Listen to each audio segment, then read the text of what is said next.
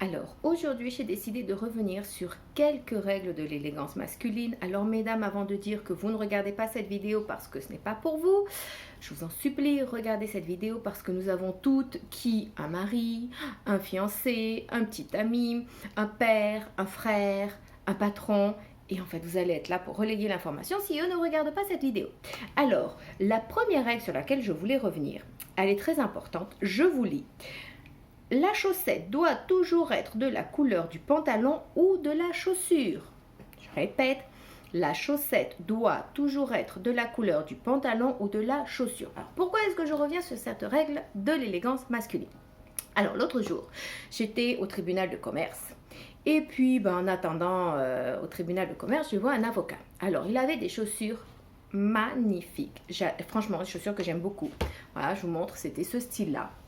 Voilà, des chaussures un petit peu style anglais, et je trouve que les Anglais, les Italiens, c'est ce qu'il y a de mieux pour ce qui est de la chaussure homme. Et il avait des chaussures superbes dans les tons beige clair. Alors il avait mis ça avec un pantalon beige, bien au-dessus de la cheville. Alors là, bip, je tire la sonnette d'alarme.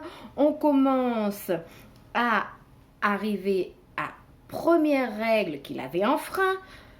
On ne doit pas voir la chaussette entre le pantalon et la chaussure quand on est debout. Alors déjà, c'était la première règle d'élégance qu'il avait omise.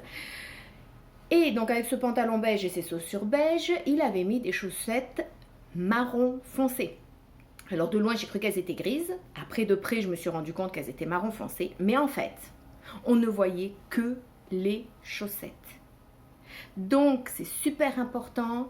On ne voit pas la chaussette. Et si vous mettez des chaussettes, qu'elles soient toujours de la même couleur. On ne parle pas dans les mêmes tons. On parle de la même couleur que la chaussure ou que le pantalon. Alors du coup, je me suis mis à regarder les autres avocats qui étaient autour. Alors un autre, lui, il avait des mocassins, style Tod's, voilà, gris, pantalon gris, chaussures noires. Alors déjà, chaussettes noires, mocassin gris, pantalon gris, chaussettes noires. Alors déjà, il n'aurait pas enfreint cette règle de l'élégance masculine s'il n'avait pas enfreint une autre règle qui est jamais porter de chaussettes dans les mocassins de style Tod's. Voilà, alors on arrive à une deuxième erreur. Et puis je regarde le troisième avocat, mocassin style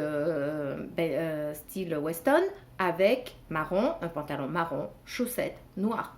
Donc, on en revient à ça. On ne porte pas des chaussettes dans les mêmes tons, mais les chaussettes doivent être de la même couleur que le pantalon et que les chaussures.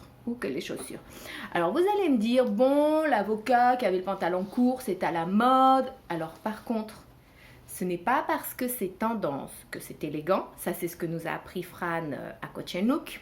Ce n'est pas parce que c'est tendance que c'est élégant. Et une autre chose, c'est super important de prendre en compte votre style. Alors effectivement, vous allez voir dans les photos des choses qui se font, mais en fait, ce n'est pas forcément adapté au style de la personne. Et alors là, vous ne pouvez pas vous le permettre parce que ce n'est pas votre style. Par exemple, je regardais l'autre jour un article sur le smoking. Donc, avec le smoking, il était conseillé des mocassins qu'ils appellent les Opera Pump, qui sont super magnifiques, avec un petit peu vernis, avec un... Comment ça s'appelle? Avec un nœud sur le dessus. Mais effectivement, c'est super dandy. Donc, si vous n'êtes pas un homme dandy, c'est mort, vous portez pas ça. Donc il conseillait ou un mocassin beaucoup plus classique ou alors un derby, un Richelieu qui était sans couture.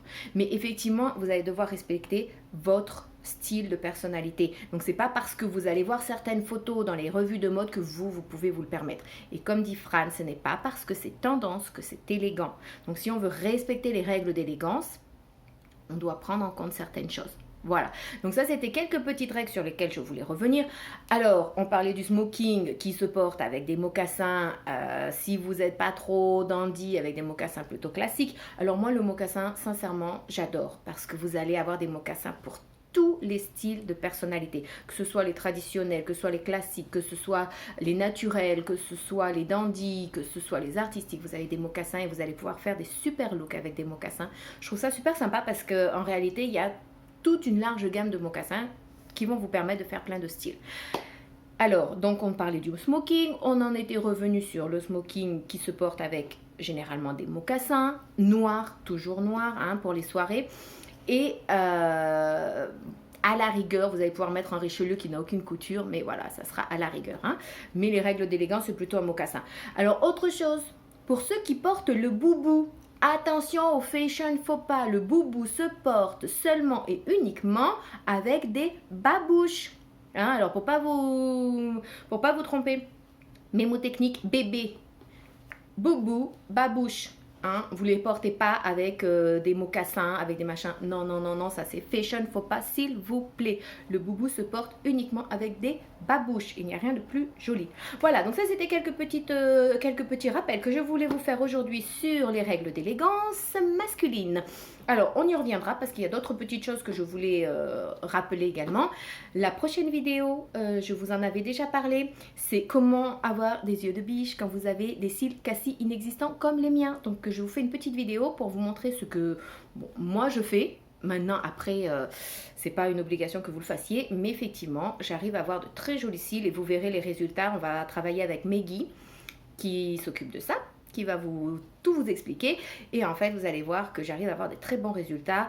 Ça vous évite d'avoir à porter des postiches et vous allez voir en fait on va tout vous expliquer la prochaine fois. Donc pour ne pas perdre ma prochaine vidéo, vous pouvez vous abonner à ma chaîne YouTube ou sinon vous inquiétez pas, je mettrai le link sur mon profil WhatsApp. Voilà, je vous souhaite une bonne journée, à bientôt, bisous.